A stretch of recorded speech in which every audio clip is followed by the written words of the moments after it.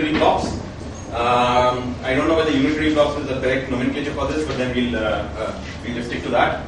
And this is work in progress with Rajesh Gopakumar, Pradeep Kaviraj, Joao Penedones, and Kolol Sen. So here is an outline. I will start with a brief introduction so that we are all on the same page. I don't know whether it's going to be brief or not, because I'm going to talk about the modern approach of it. So WF stands for Wilson-Fisher, this stands for Wilson-Kogut. So I'll just write down some formulas that appear in the papers, which were derived using standard quantum field theoretic methods, which probably can be set as exercises in a first course in quantum field theory. Then I'll talk about a different approach to, which was the original idea behind Polyakov seminal 1973 paper, which has never been used, where I'm going to talk about a spectral function approach. And then I'm going to reproduce most of the results of Wilson-Fisher and Wilson-Kogut using this approach in the epsilon expansion, and then finally conclude with some numerical results. So just to make sure that everybody is on the same page, in a standard first course in quantum field theory, you start off with the lambda phi 3/4 theory, and then in a dimensional regularization, when you calculate the beta function in the coupling, you get, so you're in 4 minus epsilon dimension, so you get minus epsilon times lambda plus 3 by 16 pi squared lambda squared, and then setting this equal to 0, you find that there is a fixed point which is 16 pi squared by 3 times epsilon. The idea behind Wilson's work was to do calculate anomalous dimensions of various operators in this model, and then finally set epsilon equal to 1. Now, when you set epsilon equal to 1, lambda star becomes bigger than 1, and it's a strongly coupled fixed point. But there were some numerical coincidences where the various answers had large numbers suppressing, sitting in the denominator, which enabled certain series to behave better than what you would have expected. So, for example, what the kind of things that you calculate are the conformal dimension of certain operators. So you calculate the conformal dimension of a scalar, the fundamental scalar, and then pi squared, and also pi to the 4, and these are all related to various critical exponents which can be measured experimentally. So and when you set epsilon equal to 1, the values that you get are supposed to correspond to the 3D Ising model. So that is the reason why this is very interesting. Now you can't really continue the epsilon expansion because it's an asymptotic expansion, and then you need to use techniques like Pareto resummation and so on. But one of the drawbacks of this approach is that, first of all, beyond certain low-line diagrams, this becomes very complicated technically. You need to use regularization techniques. You need to appeal to renormalization, and one of the primary drawbacks in this approach is that conformal symmetry is not used. And so the question becomes, what happens if you were to use conformal symmetry, whether you can make progress or not. Okay, so as you all know, that when you have conformal symmetry, then the Lorentz group is enhanced. So you have the Lorentz generators, translations, special conformal transformations, and dilatations. And delta, the conformal dimension, is the eigenvalue, or the imaginary part of the I times the eigenvalue of this dilatation operator. So typically, when we talk about operators, we label them by two quantities. One of them is delta, and the other one is the spin. And so that's what we're going to do for the rest of the time. Okay. Why is it the right thing to do epsilon equal to 1? I mean, then the derivation is not right. Exactly. So it's not. You just make the observation that when you write down the conformal dimensions, there are large numbers that are sitting in the denominator. So although there is epsilon, epsilon squared, and so on, there are still large numbers that are sitting in the denominator. So you would hope, after a secret prayer to God, that it still works out. It would be like using a large D expansion and setting E equals 4. Yeah, fair enough. Okay, so if you use conformal symmetry, I have very little space, and so I will. So the large formulas, which I won't be able to write in full, so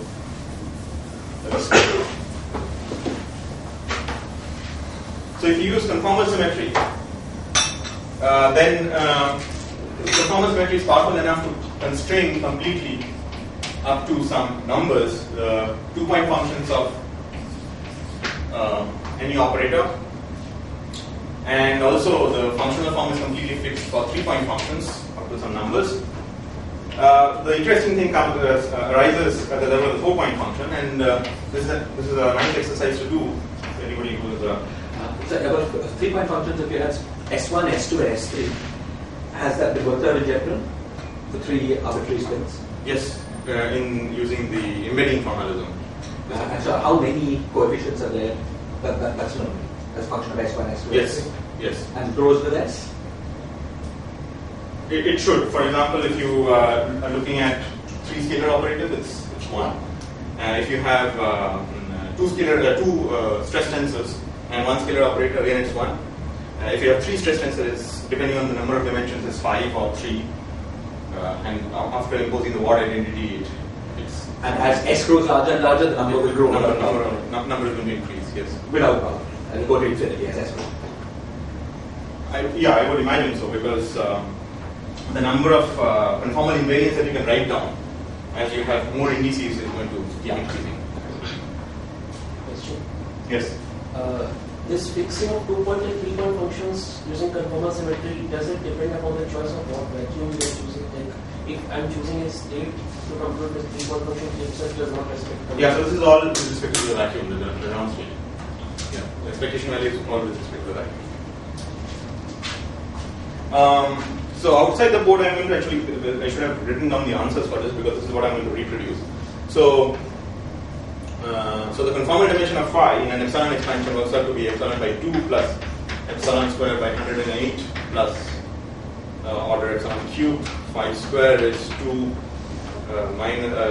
plus 2 minus 2/3 epsilon plus 19 by 162 epsilon squared plus dot dot. Okay, only this other guy will not be able to see this. Which guy? So the remote. Yeah, so I'm writing down here the known conformal dimensions in an epsilon expansion for phi and phi squared. I just wanted to make a note of it here, because this is what I will reproduce using bootstrap. And then the high spin operators, which I'll call double field high spin operators. So these look like phi times completely symmetrized del mu1 up to del mu l, and the conformal dimension of these are given by L plus 2 into 1 minus epsilon by 2 plus epsilon squared by 54 times 1 minus 6 over L in Z plus 1. And dot dot. Okay, so going back to the 4-point functions, the 4-point function for 4 scalar operators takes on the following form. So this is just using the kind of conformal invariance that you can write down. So if you have, let's consider all 4 identical scalar operators. You can easily do this exercise for non-identical as well. So this takes on the form x12, by x12 I mean x1 minus x2, x12 squared raised to, so the conformal dimension of this I will denote by delta phi. So this is delta phi times 1 over x3 whole squared delta phi times some function, and this is the unknown function of what are called conformal cross ratios. So this u is x12 square x3 4 square divided by x13 square x24 square, and v is x1 square x 2 3 square over the same denominator. And as of now, I'm not telling you whether I'm in Euclidean signature or in Lorentzian signature, but for most of the purpose of the talk, I'll be in Euclidean signature. Okay.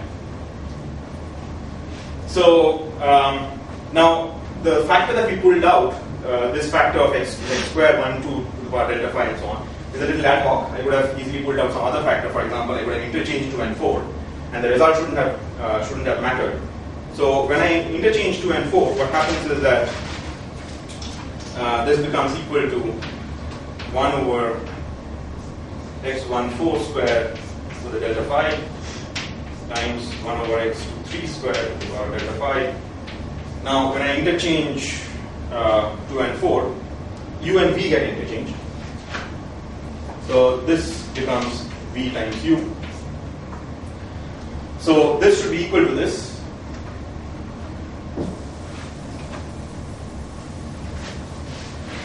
This operation could be more complicated for non-identically. Yes. The outside factor is going to be a bit more complicated, but of course under the interchange of 2 and 4, the flip of u and v is going to be the same. Okay. So what we get, so if you take this on the left hand side or on the right hand side, so you take this here, then it becomes u divided by v to the power delta phi, because this is x1 to x34, so that's x1 to x34, and this one is x1 4 x23, which is the numerator here. So u v to the power delta phi times f as a function of v times u should be equal to f as a function of u and v. So this is a constraint, this is a non-trivial constraint, and this is referred to as the bootstrap equation.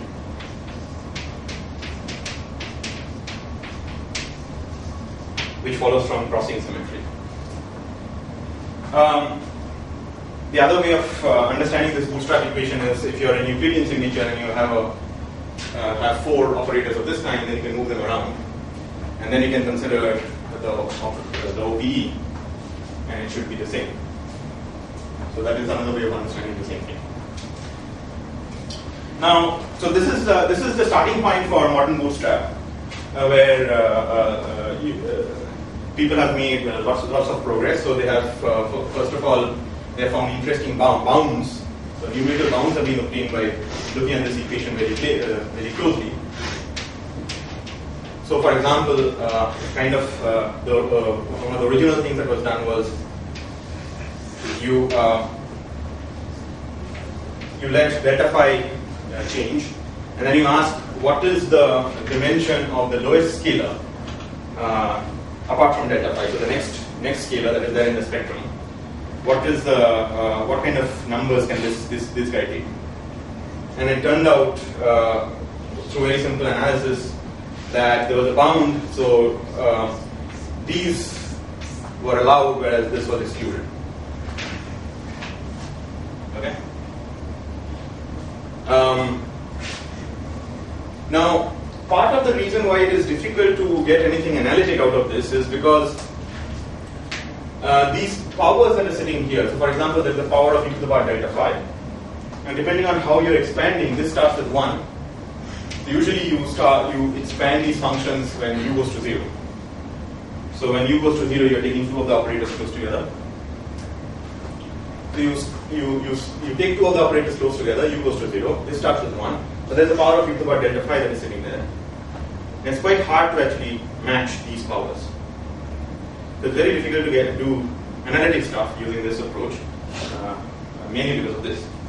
But I ask you, if you try to count equations and variables, just think of this as, is there a way of estimating whether there are more equations and variables or more variables than equations? I know it's infinity on both sides. Yeah. But is there some way of? It's a vague question, but if there's any way of. Let me say. Typically, I would expect that there were more equations and variables if you used all the crossing equations. Yeah. But here you're using the crossing equations with only one operator and yeah. sounds unlikely to be as many equations as variables. Right. Yeah. Except if you until you give more inputs, like there is a stress tensor in the spectrum, which will constrain something. That's what that's what you're going to do. Yeah, that's what one of the things that we are going to do here. By the way, the 2-3 interchange does not give you anything new? No, 2-3. So 2-3. I mean, here you. Oh yeah, sorry. Yes. So that's the other channel. The new channel. Yes. So we are going to make use of that in what we are going to do. This one they don't use this here because once this is satisfied, the other equation is also automatically true. Okay, so you get nice numerical results, and of course, one of the flagships of this program is that so you get lots of this kind in equal to 4, but when you actually do this analysis in fractional dimensions, especially when you go below 4 dimensions, you start getting kinks in this knot. So instead of having a smooth graph like this, you start getting kinks, which look like this, and so on. So this is as a function of epsilon. So as you go down to 3 dimensions, there's the kink, and they have an understanding of what this kink is. And what they do is there's an argument which says that the 3D Ising model actually sits at the location of this kink. So they zoom into the neighborhood of this, and so now because they have zoomed in, they can actually reduce the allowed region by zooming in, and then they can get precise sort of a very small region within which delta S and delta phi will lie. So the lowest scalar is going to be delta phi square in that particular case. And then by looking at these numerical things, you can get the conformal dimension of phi square to some very high accuracy. And the claim is, the usual accepted claim is that the numerical techniques that follow from bootstrap are more accurate than any other known techniques. And you say they have an argument. So is that a logical argument or just observation? No, they have a logical argument. It's depending on the fact that at the Wilson-Fisher points, there is multiplet recombination because of the equations of motion, so you get things that look like lambda phi cubed. So phi cubed ceases to become a primary operator, it becomes a descendant, and it disappears from the spectrum. So that would be an argument that it lives somewhere on the bound, right? Why does this argue that it lives on a cube? Yeah.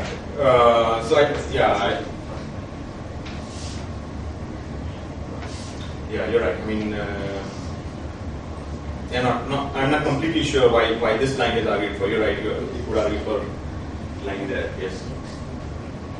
But I have seen plots in which they sort of draw islands rather than just a kink. So then there are islands. That's right. So when they they zoom island in some space. Yeah. So when they zoom in, then the allowed region becomes an island because they look at not just one correlator, they look at other correlators as well, and so they get other lines. So not just a single line, but that's why you get an island instead of just a bound. So this is one operator that I'm looking at, but then you can look at phi square, for example, and everything that all the combinations that look like that. So there will be different bound diagram. Yes. So what happens is that if you zoom in, then the zoomed in plot actually looks like some allowed small triangle or something like that. Okay. There is some analytical results. There are some analytical results that can be derived from this, but that requires you to make certain more assumptions, and it gives you an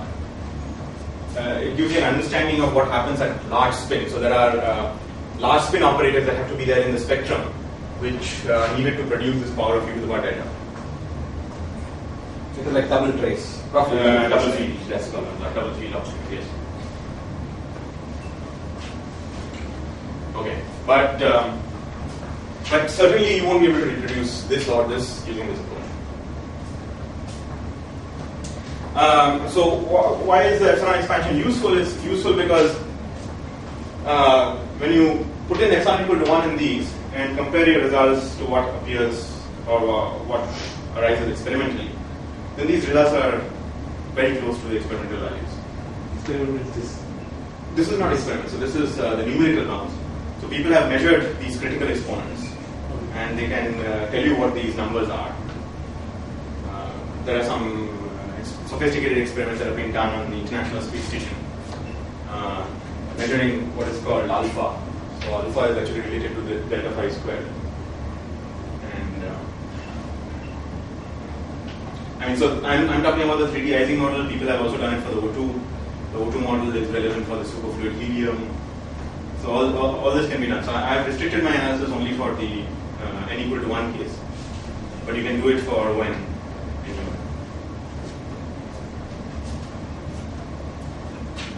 Okay. Up to what order do you need to keep epsilon so that if the epsilon equal to 1 will match with the experimental?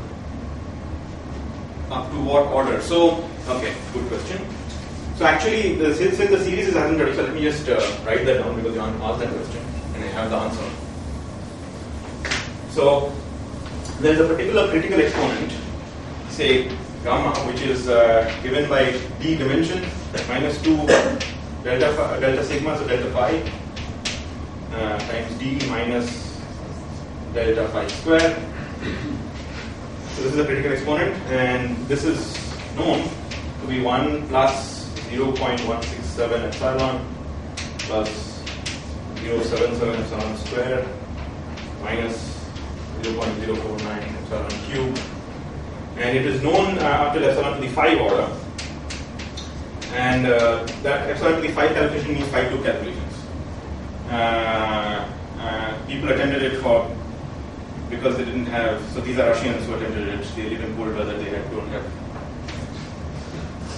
distractions like we do. So they did the calculation in the early 1980s, they got it wrong, and then some German group found their mistakes, wrote a 600-page book on it, so the story is that this series is asymptotic. So if you retain, so let me see. So if you retain the first term is 1, if you retain the second term, so this is, I'm putting epsilon equal to 1. Okay? The second term becomes 1.167, then it becomes 1.244, then it becomes 1.195, and it starts oscillating. 1.375, 0.96. So beyond, say, these terms,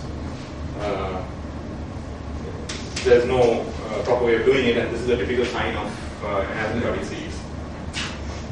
So you can do a Padevola resolution, and then you can get some numbers which are pretty close to the experimental numbers actually. So the number that you get from here is supposed to be 1.2385, and that's some plus or minus. So this is the correct answer, but as you can see, by retaining only up to epsilon square, you've already gotten that answer. Typical. Reasonable accuracy. But when you put epsilon equal to 1, that's a strongly local system. Oh yeah. So as I said that the perturbation, so you don't ask questions about the validity of perturbation theory at epsilon equal to 1. Mm-hmm. You are putting epsilon equal to 1 as some kind of an extrapolation. Okay. You don't want to do it that way. You want to do it by starting off with in d equal to 3 itself. So people have done that as well. So they're by doing it in d equal to 3, pretending that it's weakly coupled where it is not, and having a lot of patients calculating up to 7 loops, and then also doing something like this. Invariably, you're going to run into some problems with asymptotic series. Okay, but that's not how we are going to do it.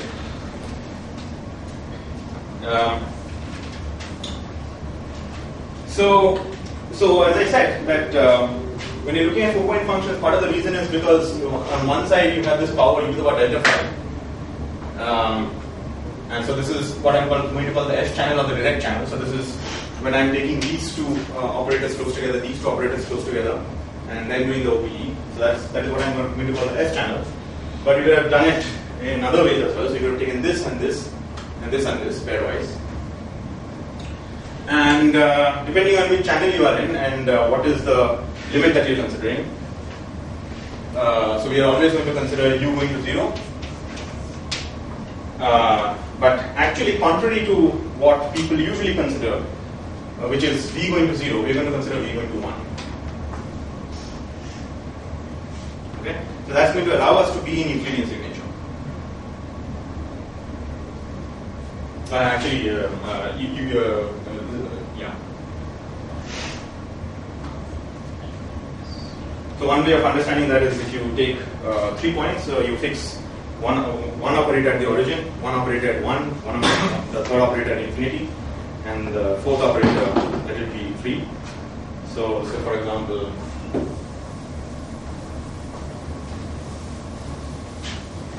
say x1 is 0, x2 is some x, x3 is infinity, sorry, 0, 1, infinity. So this is 1 and this is infinity. 1 means in some particular So axis. this is 1, 0, 0, 0. And that x is any oriented anywhere. Oh, so this is, you can choose it to be conveniently x1. Okay. Okay. Then u becomes You're thinking 4D here or 3D here? so let's be in 4 dimensions. Okay. Let's be in 4 dimensions. Yeah. If we're in 3 dimensions, we just move it here. Take out 0. Yeah. Take out a 0. So x12 is going to be depending on the signature. So it's suppose I'm in Euclidean signature is x1 squared plus x4 squared. So this cancels with this, and x13 squared is 1. Okay, so this is this, and v is, so this cancels with this, so x23 is 1 minus x1 squared plus x4 squared. So this is the Euclidean signature. And then again, I can take the limit u going to 0 by considering x1 and x4 going to 0. But x1 and x4 going to 0 means v goes to 1. Okay. If I was in Lorentzian signature, then I can do it in another way, which is be close to the dipole. And that will allow me to take u goes to 0 and v goes to 0. That's another interesting limit you can consider, which I am on top of. That's the usual limit, the other limit that people take to do this large spin analysis. Is that clear? Okay. So we want to, the nice thing would be that if we had an equation where we could get the same power, m1 and m2, in all 3 channels, S3 and 2. Roughly, you just setting 1 and 2 together, 3 and 4 together. Right. So that's clear that v goes to 1. Right. Because it's x1, 3, the whole thing's Right. So in the 3 channels. Clearly, that's it. So in the 3 channels, the S channel is the only channel where you have convergent power series expansion. So this will, the result for this when you do this is going to coincide with what you have in the S channel. Because you're taking u into 0, u into 1. And the expression for this is known. 1 and 2 3 and 4 not good. Okay, but it doesn't really matter. But you can say 1 and 2 together and 3 and 4 together. Yeah. Pick 1 near 2, 3 near 4. V is clearly going to be 1. Because that's x1, 3 whole thing square over x1, 3 whole thing square. Okay? Well, that clearly is going to be right. Yeah, that's right. Yeah, I could have chosen, yeah, that's right. Okay. So let me just sketch out the idea of Polyakov's approach before actually writing down some equations. So the idea is, so when we work with 4-point functions such as this, we say that we're going to do. Sorry, since you're in this limit, there's no crossing here. No. So we won't use crossing, but what we're going to do is we're going to write down an amplitude which is manifestly crossing symmetric by adding the p and u channel. Okay. So that is going to be manifestly crossing symmetric. But you do use the OP only in one. Yes, that's right. Exactly. So that's what. Yeah. This is exactly.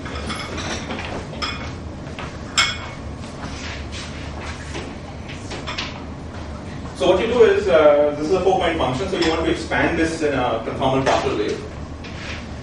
So by expanding in conformal partial ways or conformal blocks, it means that you write an expression of this kind, where this corresponds to an exchange of a state which has conformal dimension delta and spin L. So one way of understanding this is, suppose you take an OP 505x and x goes to 0. Then you can write down the most general possibility. So there will be some power of x squared, which you can fix by conformal dimensions, and then there is going to be x mu 1 up to x mu L. Let's put them upstairs. And then these indices are going to get contracted with some operator that carries this index, these indices, and this is at 0. Okay, but so this is a nice thing to do in Euclidean signature, because this goes to 0, and if you're in Euclidean signature, then each component of these guys will go to 0. Okay, this is a valid thing to do, and because this is completely symmetric, you can always pull out a trace as well and make this a part of x squared. So this operator is going to be completely symmetric and traceless, and that is how you define a spin L operator. Okay, and then when you do that, so suppose you are doing that with these two operators, you can do something similar with these two operators. So when you use the OP twice, you are going to get a product of two O's. So it will get reduced to a 2-point function up to some numbers.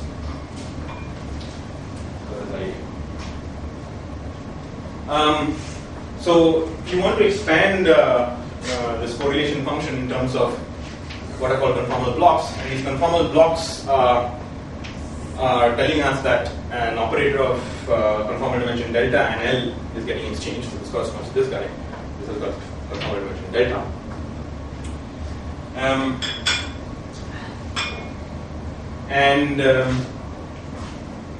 So what you do is, in the modern approach, you write down an expression of this kind. You write down the expression for v goes to u. You get a functional equation, and then you start with that. Okay. But these conformal blocks satisfy the differential equations. It's a differential equation involving a second order operator in u and v. So there's some second order partial differential equation that these blocks are supposed to satisfy. So there's some eigenvalues c delta comma L and g delta comma L.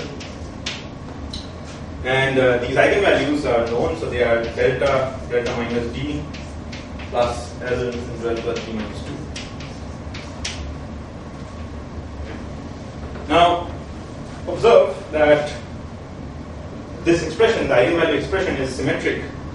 So if I do delta goes to d minus delta, then this remains invariant. Okay, so this becomes d minus delta, this becomes minus delta, so this remains invariant. This does not change. So that's the value of the Casimir. This is the value of the quadratic Casimir. Yes. And if it were the disruptive flow, can you give us 30 seconds of why this differential equation is away? Okay, yes.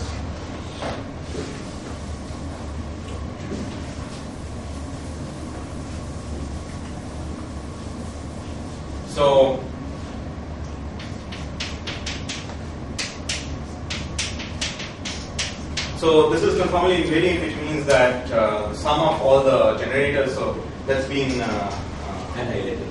Yeah, so it's some over L1A plus L2A plus L3A plus L4A is equal to 0. But when we write it in terms of and something that is getting exchanged, so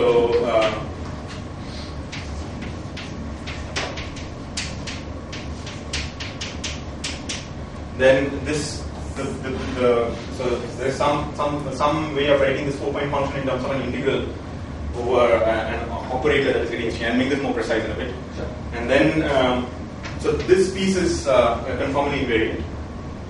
This is a 3-point function. Okay. So this makes it L1 plus L2 plus L3. So let's call this L3. This is the 3 point. Okay, Ly equation. Ly, this should be equal to 0. So L1 plus L2 square should be equal to Ly square.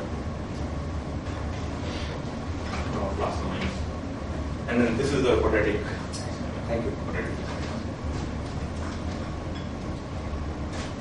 Okay, so this is invariant. So this function actually is a linear combination of,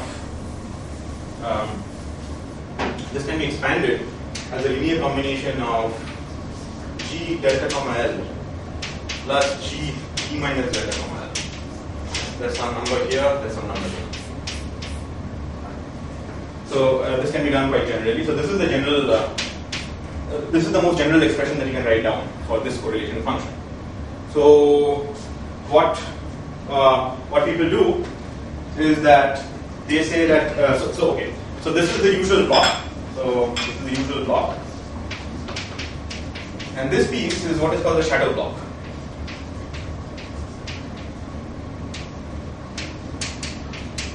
Now the shadow block.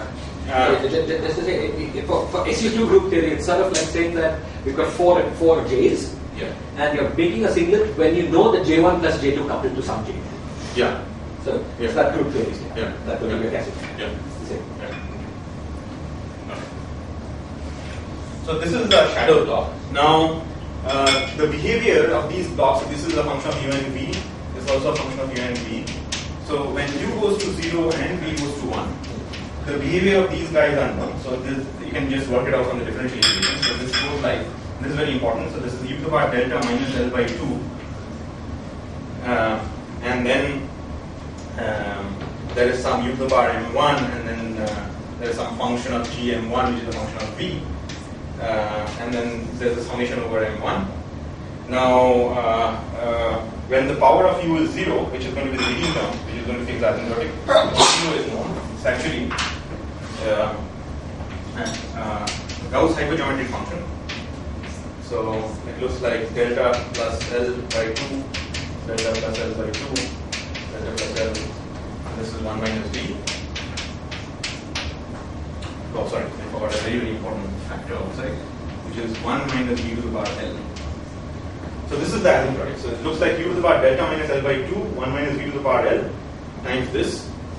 So this is a hypergeometric function. So hypergeometric functions, so this is, if this is A, this is B, this is C, they look like a Pockhammer AQ. So Pockhammer means this is gamma of A plus Q divided by gamma of A. So they look like Pockhammer this and Pockhammer B divided by Pockhammer CQ times 1 minus v to the power Q, and then there's also a Q factorial. But the important point is that suppose we are looking at the Spinel contribution. Spinel contribution starts with 1 minus v to the power L, and then there are subleading terms because I'm in the limit v goes to 1. So every term in this is going to be more subleading. Okay, so that's going to play an important role later on. Okay. So look at the power of u. So u goes like u to the power delta minus L by 2. This is going to go like u to the power d minus delta minus L by 2. Okay. So the shadow block, if I just took this expression and I kept increasing the conformal dimension or the spin, then this is going to be more and more singular. Okay. So this piece actually does not satisfy the correct boundary condition, so that's why people drop this. I'm really interested. So you said that okay, the G delta L, there's a symmetry of exchange. Yes. Delta to P minus delta. Yes. Now you can write it this way means what? I mean, so this the G most square general and those G functions are not the same, right? correct. Same, yeah. Yeah. So the most general expression for any 4-point function that is compatible with conformal symmetry is a linear combination of 2 terms. There is summation of delta N. Yeah, so there is a summation. Yeah, so there is a summation of our delta. This summation of delta should go only up to P over 2. I mean, this is a different summation range, right? Because you are explicitly plucking out So the d minus delta terms, some kind of image terms which. I'm giving some prescription to throw this away. So there is a way of throwing this away, which is not going to play a role in what I am going to say. For me, both the terms are going to be important. That is it. So what I'm trying to say is that you can say that this satisfies some boundary conditions. It's a second order differential equation. So I'm going to only consider that solution which respects the boundary condition, which is going to be this guy. Okay, and I won't worry about this. And the boundary condition question is what again? So this is when u goes to 0, it should go like u to the power delta minus L by 2, not like this. And that came from again. Sorry, this is the convergence. Or something like that. No, so this is the convergent power series expansion. So in the S channel, this is going to have. How did you know the power as well? How did you know that should go in delta minus L by 2? The easiest way is to look at the differential equation and solve the Frobenius kind of. Actually, there was no physical way that this is exchange of some operator or something like that? No. Not that I know of. So there is an integral representation where I can get this power as well, which I will come to later. But then I don't think there's an intuitive way of saying that this has to be this power. If I sum up all delta and how it is distributed first and second term, power will get wasted if we sum out all possible delta. L is not fixed number. It is summing over. Yeah, sorry, repeat your question again. I was just thinking about your question. It doesn't need to do it. Maybe there is. I mean, it shouldn't be like the 3-point function. There is. I think it's the behavior of the O S 3-point function, right? Yeah. You're picking out that. Yeah. Probably. Sorry. Yeah. So you say the power of the second term is equal to d minus delta minus L, and the power of the first term is equal to delta minus L. Yeah. So if I just sum over all possible delta L at some point, these two can be same, right? No, but the important thing is that if you make it very large, so suppose you're considering things that are respecting the unitarity bound. So unitarity bound is, so for delta, for spin 0 is delta is greater than or equal to d minus 2 by 2, and for spin L this is d minus 2 plus L. Okay. So at some stage you'll get a very large negative power. That is going to be incompatible with your the operator product expansion. Because there is no such exchange. Yeah. But I think he's just saying that there's a second order differential equation. There are two solutions. Correct. But one of them is physical. Because you bring these guys together, you know what the first term goes like. Because you know it's O1, and you're producing some O3 of known dimension. So you know what the leading singularity is, just from the 3-point function. So you pick out the solution to that. So if you are looking at the exchange of this operator, you know which one is right. Yeah. That one makes all the differential equations, but it's not corresponding to the right. Yeah. Now, so although this symmetry is there in the eigenvalues, they are not realized in the actual solution. This delta by root d minus delta.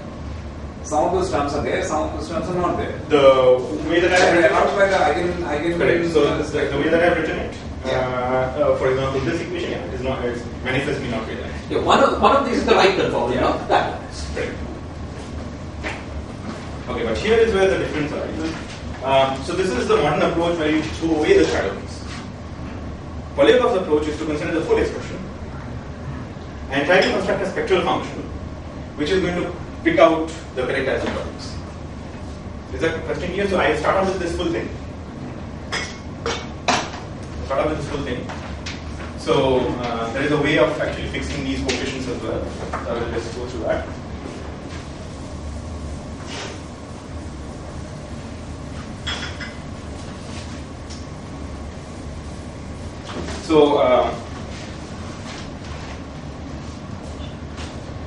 So what you define, or what you start off with is an integral representation for the block, and that follows by defining what is called a shadow operator.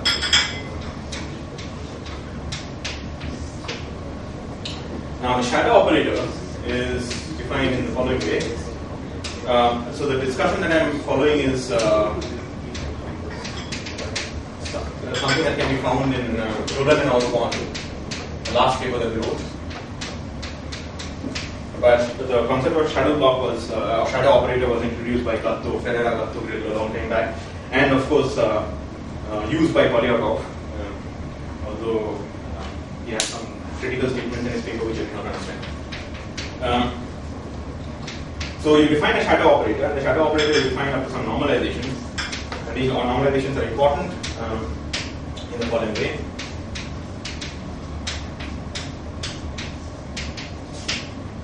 Times projection operators. Now, pieces of this actually becomes technical and rather boring, but unfortunately, you have to grind through it if you want to reach the finals or more interesting pieces. So this is the usual operator of conformal dimension delta, and carries several indices saying that it has spin. This is a symmetrized product of the usual inversion tensors, which is I mu nu is delta mu nu minus 2x mu x mu by x square. And you can readily check that this under this definition this will have dimensions d minus delta. And then when you define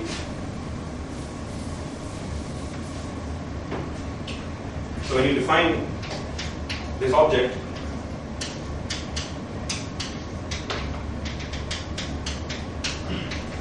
which is integral, you are integrating over the midpoint. So this is the equation that I wrote a bit while earlier, but more properly, x1, x2. So this is the exchange operator. So the operator that gets exchanged in one of the 3-point functions is over delta L, but in the other, it's the shadow operator that gets exchanged. This is to preserve conformal invariance. So this is how you write something that is invariant in the conformal transformations. Okay.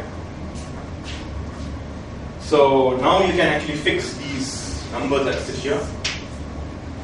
It turns out that these numbers are invariant. So if this is a function of delta, then this is a function of d minus delta. So this entire result is invariant under delta going to d minus delta. Okay. And Polyakov's approach is to use this full F,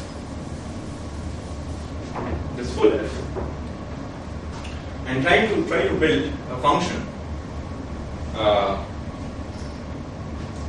Wait, the F you wrote is just your usual conformal block, right, or not? This has got two pieces. No, this is not the usual conformal block, because the usual conformal block will be only this piece. When I expand this, it will have two pieces. So then what you say is that wait, what is the abstract expression for the usual conformal block?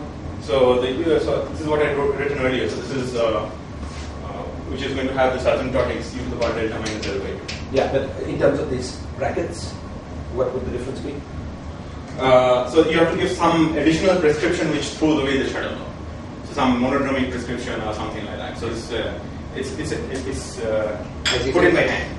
Oh, I see. You just define this as it is, it gives you both. Yes. But this O tilde seems to be the usual prescription of defining the dual of O in terms of 0 versus infinity. Right? I mean, you are saying, like in 2D conformal field theory, this is what I would have done. Okay. I would have taken the operator O at 0 and then apply the inversion operator and define some dual operator at infinity. Okay. So that, it's really a ket and a drum. Okay. And that's what seems to be done. Yeah. So then this is like the normal thing. I mean, this or not. Yeah. So this is it's as if you're inserting a complete set of states. Yeah, but why aren't you just getting the thing with the right expansion? Sorry, as Gautam said, this looks like you've got phi 1, phi 2, you put O, and then you're just taking a complete set of states. Yeah. So that should produce the right OP, not something. Yeah, except that you realize that the way that you've written things. So another thing that I thought, right? So once you fix the normalization, you have O tilde. If you dualize again, so O tilde d minus delta. If I again dualize, then I'm going to get O L delta back. Okay. So this expression is supposed to be symmetric under the interchange of delta and d minus delta. But I didn't quite get. I mean, I would have thought that one of these blocks was this O and O tilde. The other block was O tilde and O. I mean, I would have thought that this way you're exchanging O, and if you exchange the O with the O tilde, that way you would have been exchanging O tilde, whatever that is. I mean, maybe that makes no sense because there's no real O tilde. Yeah, I mean the exchange operator seems to be delta here, the one that you have written here. The other one in which you are exchanging d minus delta would be to write O d minus delta in the first bracket, and O tilde of delta in the other bracket. Or maybe even another way, so O tilde doesn't really belong to the spectrum. Right. So how can it be exchanged? So O tilde is not getting exchanged. That's the. So I understand that this expression is fine because you're just taking off the round. I think it's wrong to say that O tilde is getting exchanged. Okay, good. So then, But that really is the block for O tilde getting exchanged. So how can it be produced? If I wrote down the complete expression, so maybe that will help. So if I continue doing this calculation, so I can show you what happens.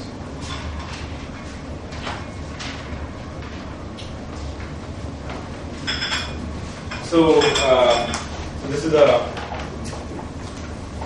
so the way that you would proceed is, so the expression for this and the expression for this are fixed by conformal invariance.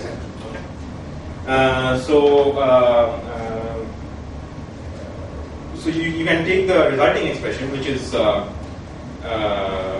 and write down an expression for this object in terms of the variables that are called SNT, which follow from Milling transform, or when you do the semantic star formula. So you use some formula that enables you to convert integrals of this kind. So dtx product I gamma of li minus 2xi dot x. So xi dot x is the same thing as xi minus x square. So there's a way of converting this into expressions that look like which finally give rise to this SNT variables. So this is called the semantic star formula.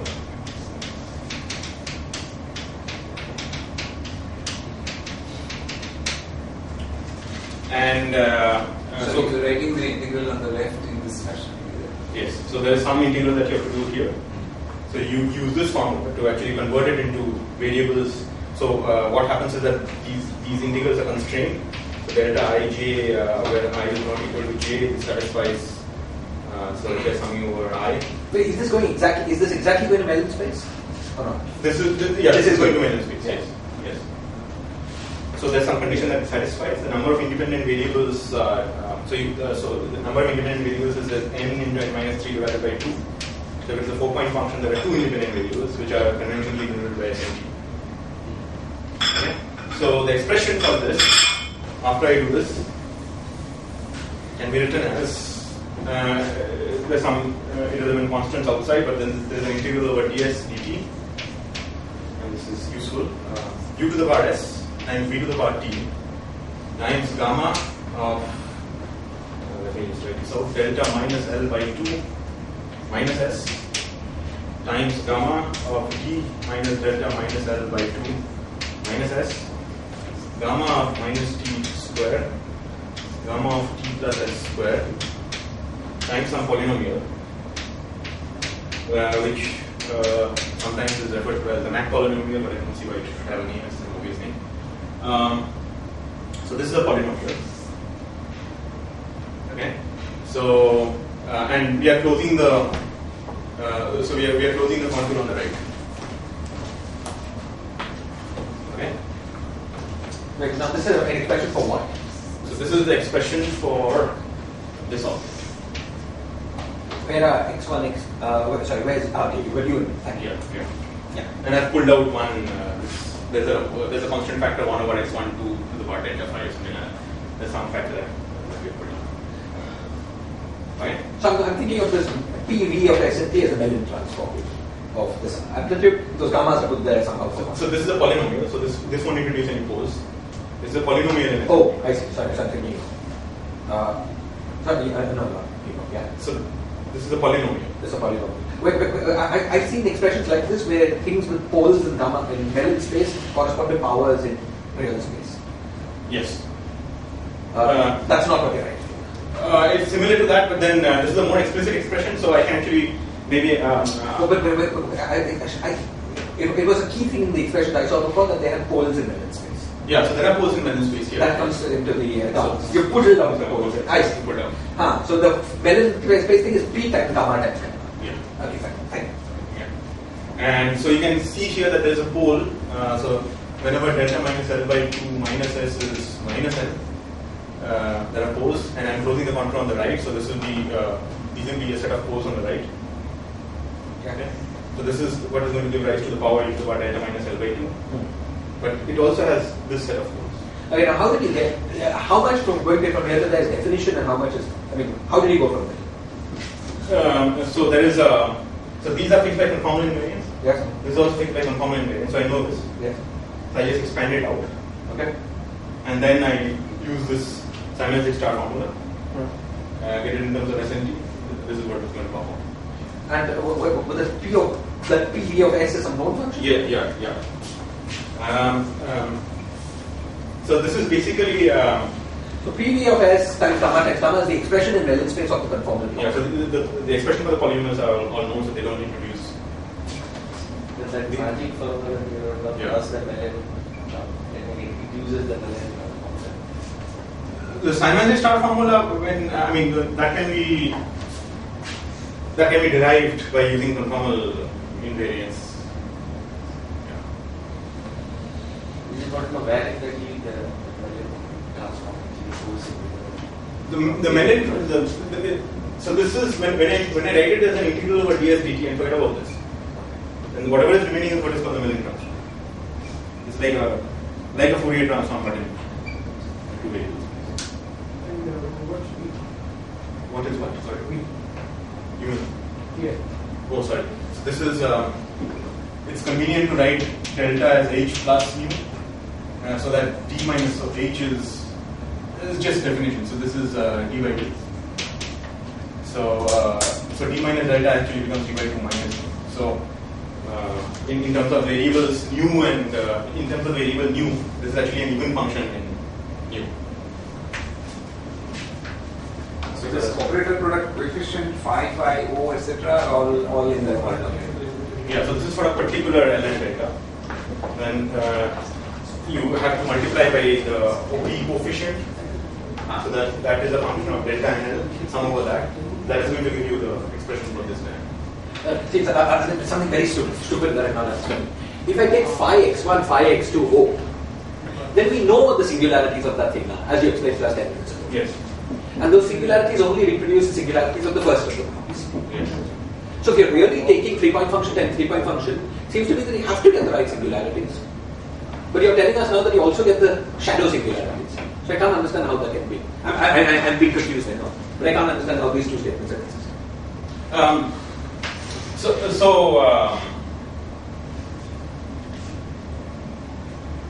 The way that you get rid of the shadow block is an extra condition that you put in. No, but just at the algebraic level, I thought you were producing this by taking 3-point function times 3-point function. Yes. Now, in each of the 3-point functions, I know what the singularity structure is, right? Without any ambiguity. Yeah. Except that this one. So you know the structure for this guy as well, but then this is also going to produce. So this will involve d powers of d minus delta. Yeah, but let's say I look at the singularity when I bring x1 to x2. Yeah. There, I know exactly what singularities I'm going to get. Correct. And then I'm going to get inversion of that with x3 and x4. So let me forget about that for a moment. Okay. So suppose I just look at x1 with x2. Yeah. I take x1 to x2 and I ask, how can it go singular? Yeah. So suppose for simplicity, L was equal to 0. Correct. So that I know that the leading singularity is going to be 1 over x1 minus x2 to the power delta 1 plus delta 2 minus delta 3. Yes. But the shadow block is a different singularity. Yeah. So that is correct. What you said was correct. But then this one is also going to when you use the usual formula, it's going to involve powers that involve d minus delta. So this piece. Okay, is the shadow block singularity sublinear? Is that the point? The shadow block singularity in this way of doing things will be u to the power d minus delta minus L by d. So it's leading. It will be leading. Yeah, so I still don't understand. Sorry, if I just bring x1 to x2, yes. how can what is happening with x3 and x4 affect any of that? If I just bring x1 to x2, all the singularities come from the OP with x1 and x2. Yes. And since you're using the form of the 3-point function, then specifying the singularity structure in x1 going to x2. I know I'm saying something stupid, I'm sorry. No, I think you have a valid point, but then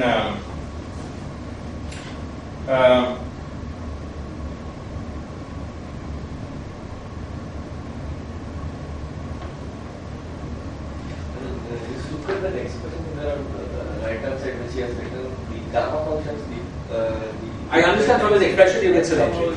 No, but since I cannot in my head go from this to that expression, I'm just trying to look at the physics of this expression and trying to see what the singularity. It seems to me that if I just look at this expression, I know the singularities of x1 going to x2. And then how can any expression that gives me different singularities must be wrong? I'm saying it wrong, I know, but I just want to know what's wrong. I mean, the thing that I can tell you is that this expression, one can actually write down the expression for this and this, and you can verify that f of fl delta should be equal to fl d minus delta. Perhaps what's going on is that the integral includes integrating where the OP is not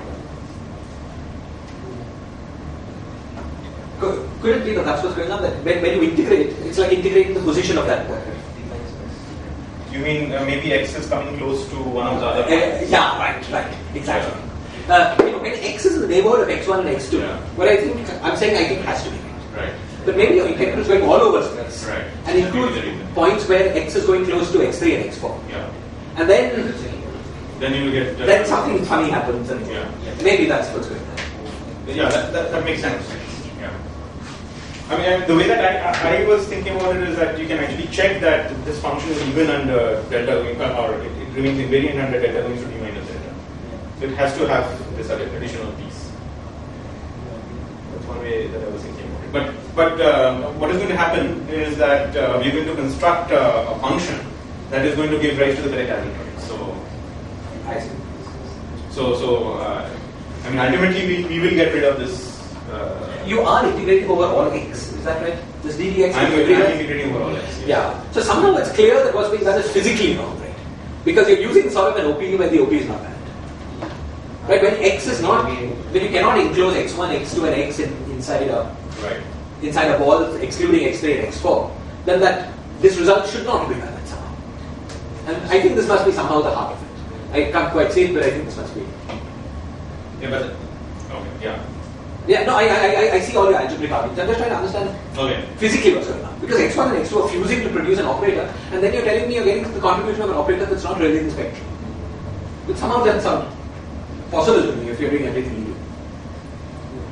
What is the completeness relation that you are using? This is real space completeness relation. So the completeness relation looks like this. So ddx over delta x O tilde L d minus delta. Okay.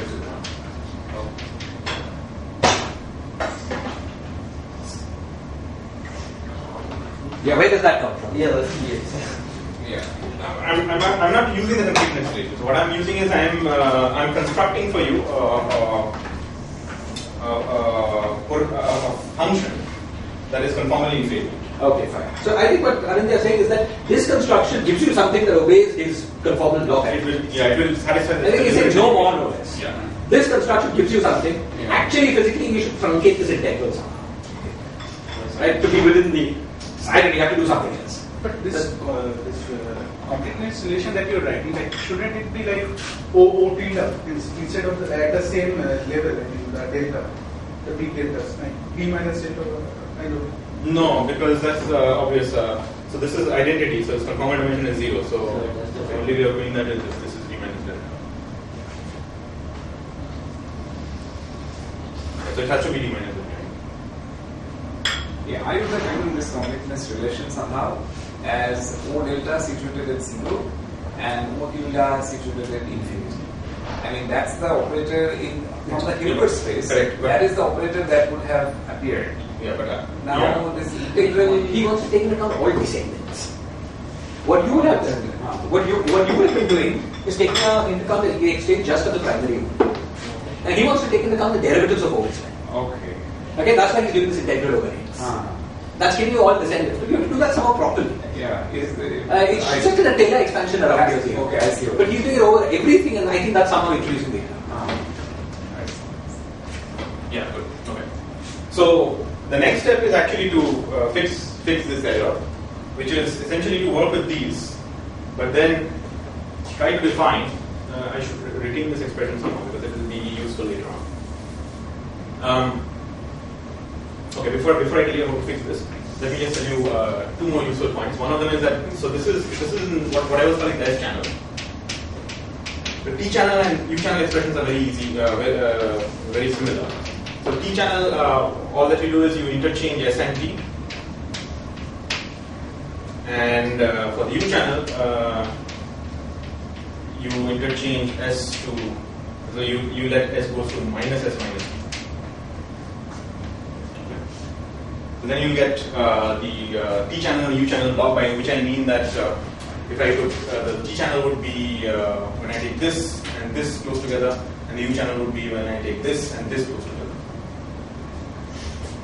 Well, I thought that I should have the S channel factorized. I mean, the S channel equal to T channel equal to U channel. Now you're adding them up. So that is when you impose crossing symmetry. So the approach that I'm going to do is going to be a bit different. I'm going to construct a function which is manifestly crossing symmetric, but it won't be compatible with the OP. Is that clear? So I will write down an expression that is manifestly crossing symmetric, but it is not compatible with the OP unless certain further conditions are satisfied.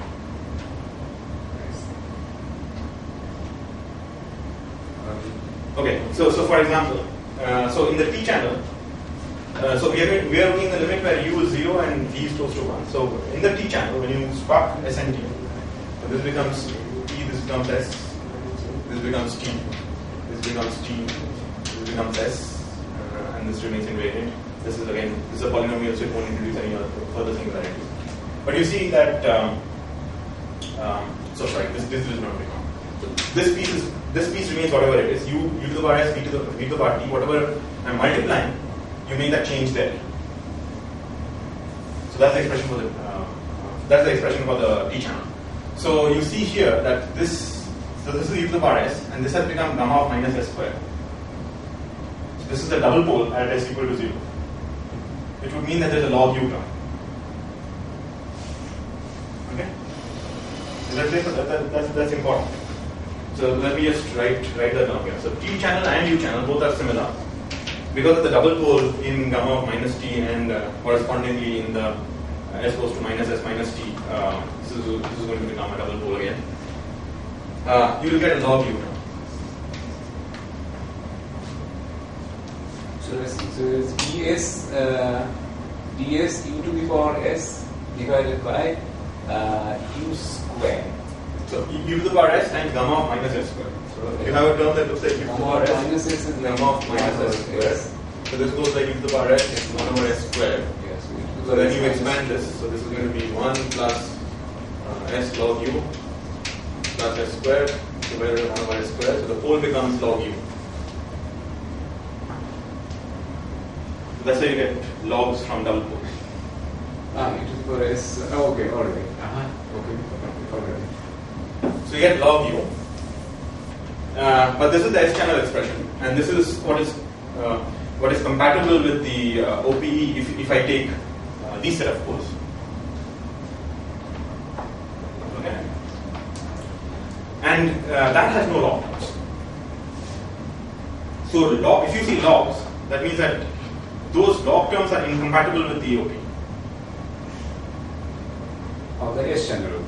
So, S channel OP is the only thing that you are allowed to use in this limit. Okay. The other two channels are not. Because you are working near E equal. Yeah, so these two operators close together, these two operators close together, right? Okay. So now let's fix this problem before proceeding.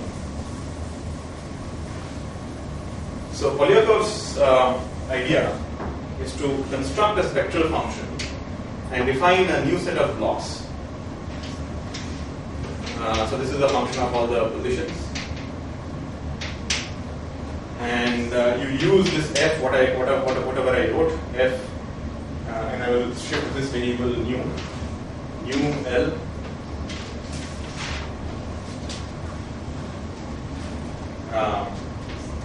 xi. So there is some parameter here. So these mu and mu's correspond to writing delta as h plus mu or delta h plus mu.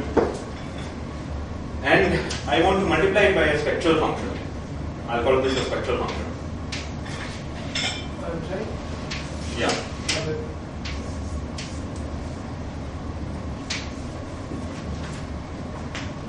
A couple of things. These P are they known polynomials? So I can write on explicit expressions. So it's a polynomial. So I can always put it in a computer and it will give you some polynomials. Okay. Closed form expression only exists for specific cases. So these are what are called these are actually being studied in the QCD literature. They are generalizations of what are called continuous Hahn polynomials. But roughly speaking, P times gamma is the Mellin transform of the known conformal. Right. Is this right? No, or not quite. Known conformal block plus its shadow. Yeah. And the other thing is, if you just look at this expression, how can you remove the delta minus L by how can you remove the d minus delta minus L pole without removing also delta minus L pole? You see. Okay. So we're not going to remove the poles. What we're going to do is we're going to construct a spectral function. So this is we're going to integrate over that spectral parameter nu. Okay.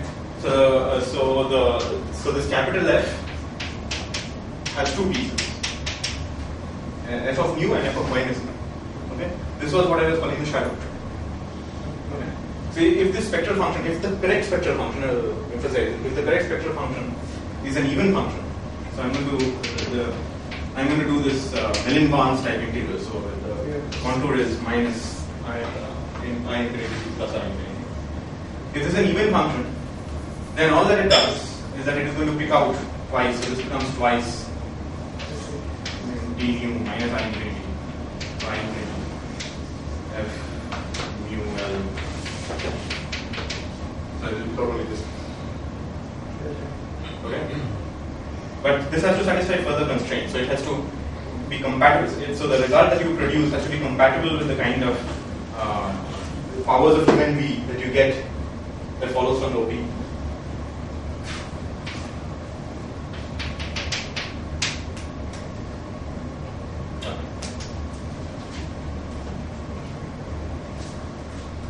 So okay. So what are the properties of this guy?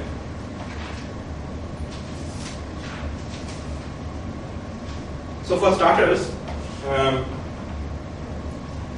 this has to have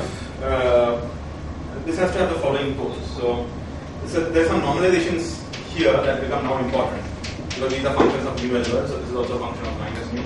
So I will write down the expression. So hash of mu. This can be explicitly worked out. This is gamma of minus mu, and then times gamma minus mu minus 1 L divided by gamma of h plus mu plus L times. There are a whole bunch of gamma functions. I mean, this game is just full of gamma functions, left, right, and center. So this is gamma of h plus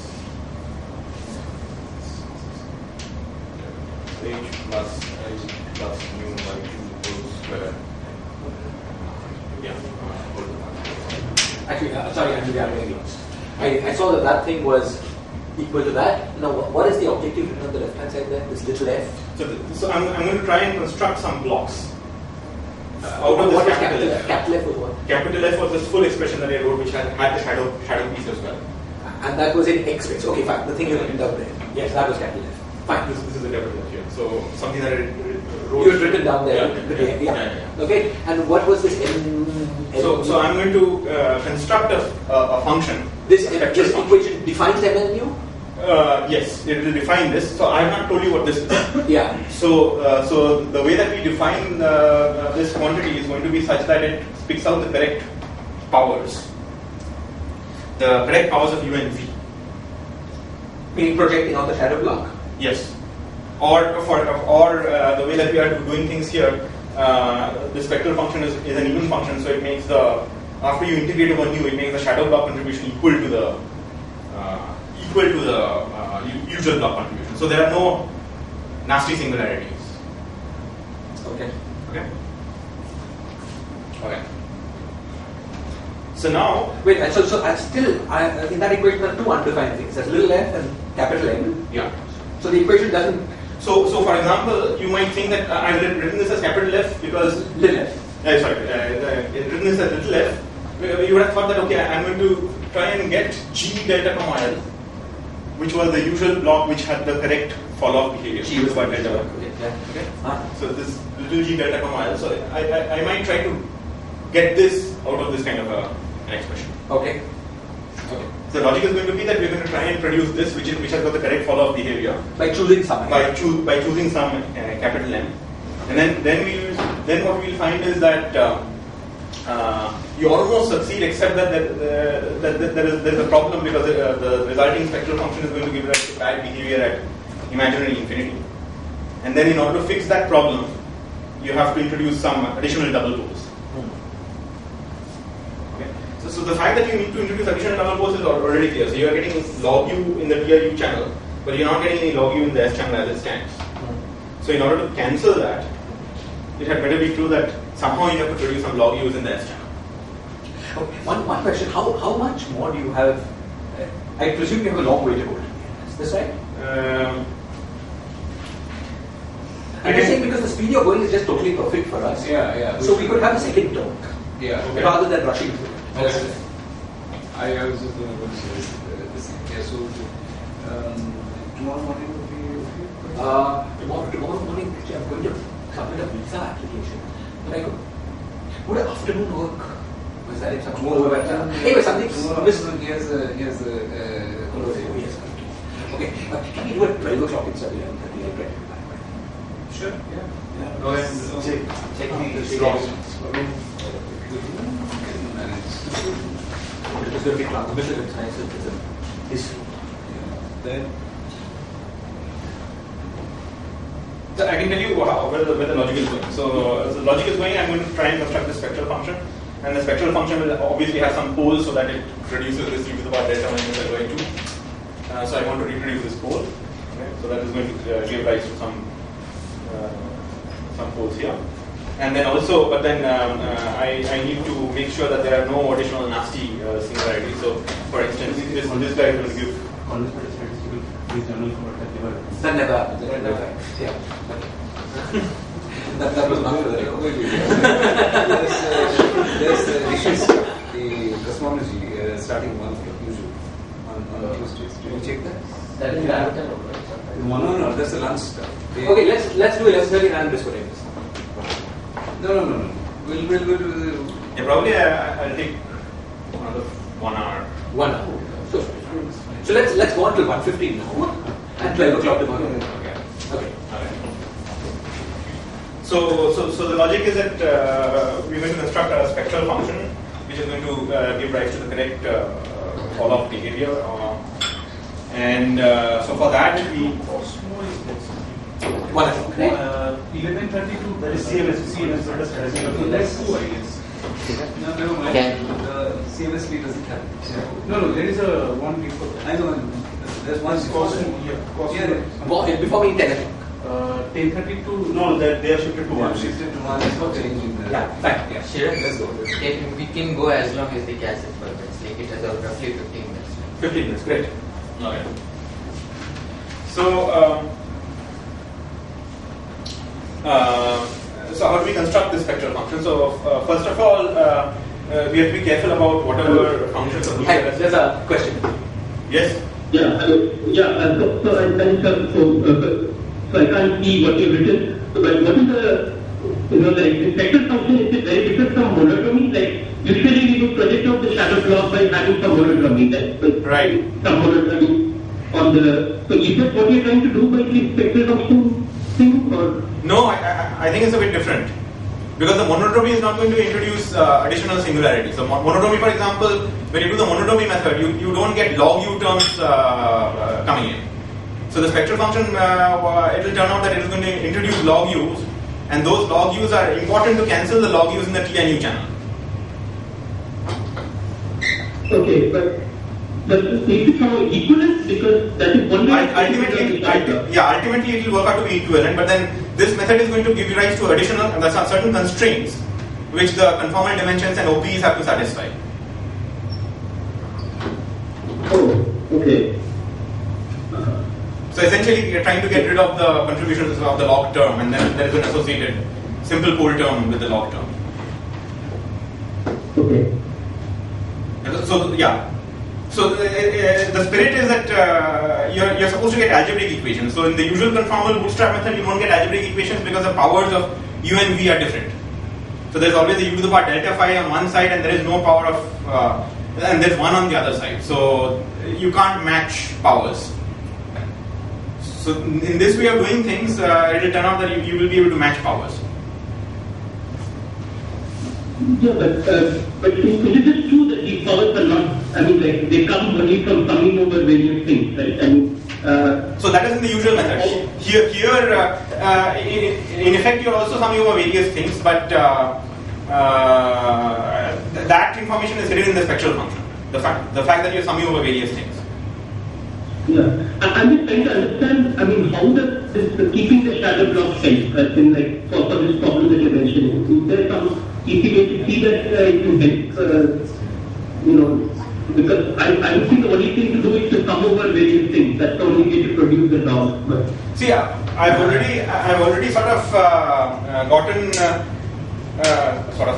in some sense I've already gotten rid of the shadow block by demanding that the spectral function is an even function. Because the spectral function is an even function, it equates the contribution from the shadow and the contribution from the usual block. It becomes the same. Okay.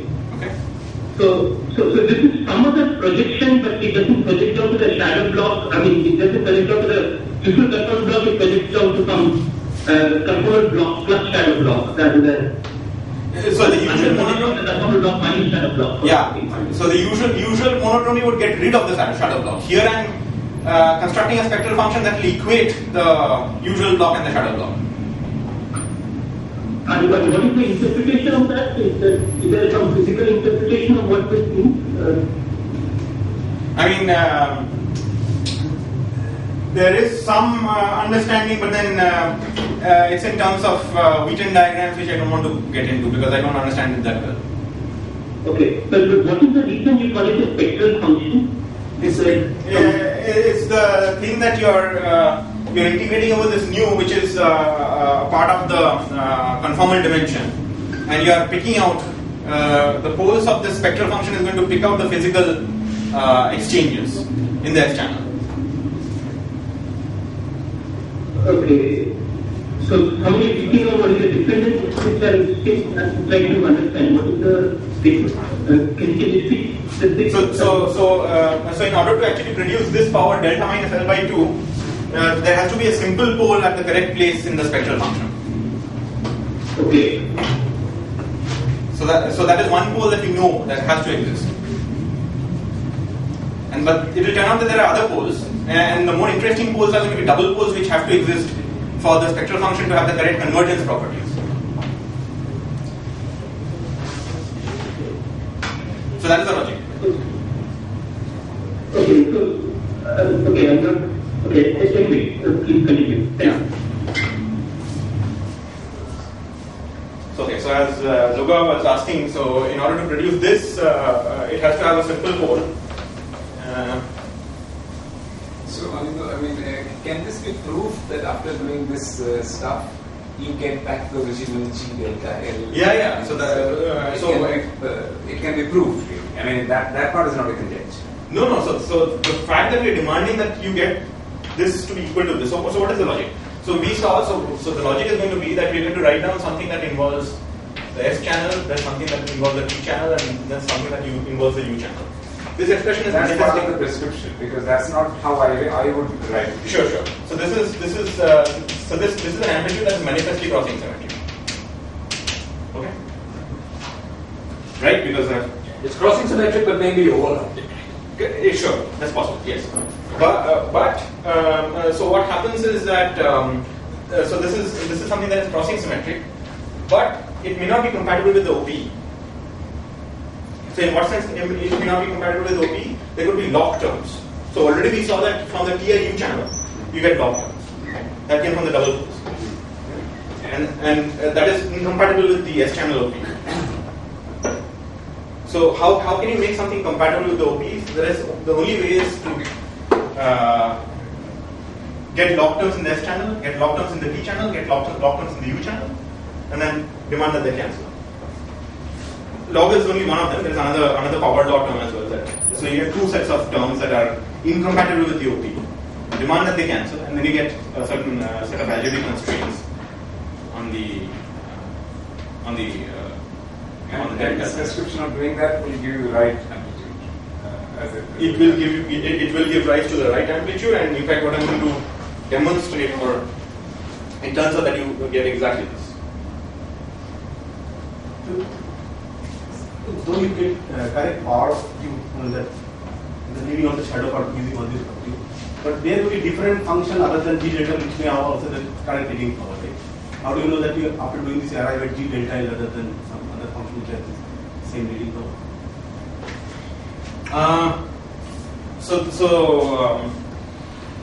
So after doing this, you demand that this is compatible with the C delta comma L, G delta comma L expression. So let's call this capital C. So you get an equation of this kind, and you get an equation that looks like C little c delta comma L times some unitary delta. So what I was referring to as unitary blocks. These are functions of xi, this is the function of xi. So this has to be equal. That's how I get the first. Yeah, Aninda has got about 7-8 minutes today, and my suggestion is let him get to a point where he wants to break. Okay. So the logic is going to be that we are going to look at the pole structure of this guy. Okay. And so there are a couple of poles that can be immediately identified, and that follows one of the poles or one of the factors that the spectral function must have comes because the coefficient is proportional to gamma of minus nu. And gamma of minus nu, when I said nu equal to n, so I'm closing the contour on the right, so it will pick out an infinite set of contributions from here, and that will correspond to some unphysical set of poles. So the spectral function n must be proportional to 1 over gamma of minus nu. But I demanded that this is even, so it has to be proportional to gamma of minus nu times gamma of nu. Okay. So these coefficients, these worked out from by calculating the integral, this Mellin space thing that I wrote down. Okay, maybe I should violate my own invention. I mean, you're saying that you've computed this gamma of minus nu. With what logic? I haven't understood. Are you going to demand that the left hand side is G delta L? Or what is your definition of it? I haven't understood your definition of it. Yeah, so the first thing that we're going to try and see if these will work out to be the G delta L's or not. Okay. We're going to try to find n such that is G delta. Yes. That is going to be your definition of it. Yes. Okay, fine. Okay. So that is how I'm going to try and fix the structure of the spectral function. And what is like? I thought you already said that m was hash mu of t plus hash mu of t minus. No, not this is not m. This is I'm using the full. So this f is supposed to be that thing which was the integral expression. O delta. Okay. So that has so when you do the integral, it actually has two pieces. It's an even function. I told you that it's an even function and that equal to minus delta. So there's some coefficient that is sitting there times something that does not have that that goes like u to the power delta minus L by 2 with nothing sitting in front of it. So that's what I meant. That's what I meant. And then we want to produce this power, so that means that this has to have simple poles. So it has to have simple poles at so h plus nu was equal to delta. So nu should be equal to delta minus h. So nu is equal to nu minus, so nu is equal to, so there's a simple pole there, but it is an even function, so we have to add back the other piece as well. So it has to look like that. Sorry, the gamma, 1 over gamma, what was, please say what you said again, how do you get the 1 over gamma? Yeah, so the normalization that is sitting here, that has got an explicit factor of gamma of minus mu. How do you know that? By an explicit calculation. Calculation of what? So the thing that f hat plus f hat was equal to what? So this is this integral phi o tilde phi. Oh, so that didn't give f hat plus f hat on the road. It gave it up to some normalization. Yeah. Okay. Okay, fine. So this is what I'm calling capital F. Okay, so I'm sorry, Yes. notational confusion here. Okay. So these poles I don't want. I see. Because if these poles existed, minus nu equals to n would be these poles, but these would correspond to physical states. So nu is minus n. And this last line was equal to what is it? Hash nu. Hash nu. Oh, this is the normalization. This is the normalization. Okay, fine. So nu equal to, so why don't I want these poles? Sorry, You are the hungry, sorry. No. Now I was thinking of being inconsistent. So I have to get rid of these poles. The reason is that this will correspond to a physical state h plus nu, which is the conformal dimension delta. It will correspond to having a set of physical states h plus n. Okay. And we know of no such theories, conformal field theory. These non-conformal field theory violate this. So these poles should not be there.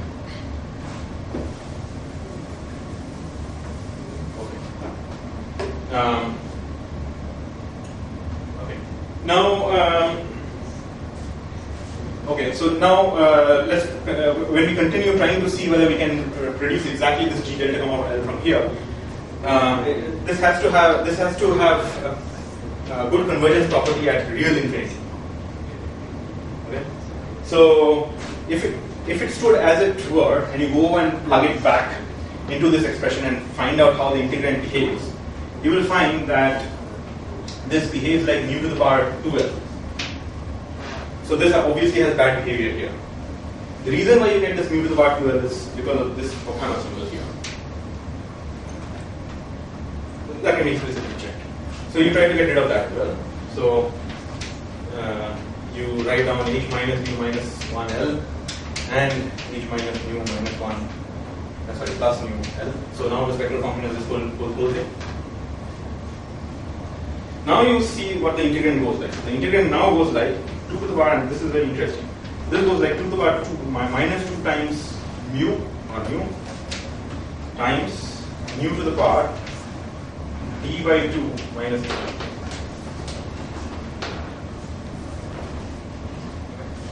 So this is fine at large real mu,